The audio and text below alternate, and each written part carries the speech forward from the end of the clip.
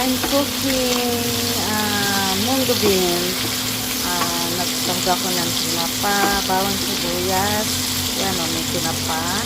At saka hibi. Yan o, may hibi. Saka lagyan ko ng chicharon. At tomato. Ito ko yan. Ayan o. Para mas malasa sa munggo. Ito naman ang dahon marunggay, dahon ampalaya. Ito yung aking munggo at ito ang aking bungang ampalaya. Ito naman ang aking chicharon. Yan, nilagyan ko ng chicharon ng aking munggo para mas malasa. Yung nilagay kong igisa para mag-ano siya. Yan.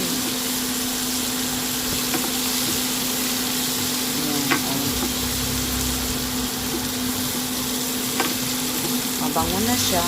Ayan. Yan lang. Ilalagay ko ang aking patis. Patis para mas malasa. At ito ang aking patis.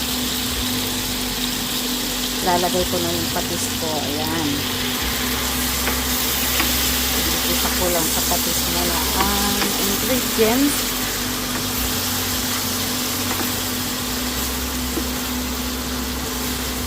At ngayon, lalagay na natin itong aking munggo. Ayan. Ayan na po. At halu-haluin. Haluin natin hanggang sa maghalo na yung kanyang lasa.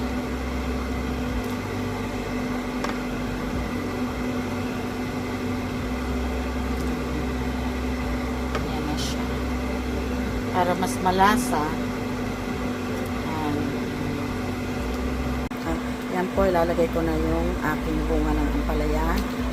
Konting luto lang para hindi siya ma-overcook. Kasi pag na-overcook, papait.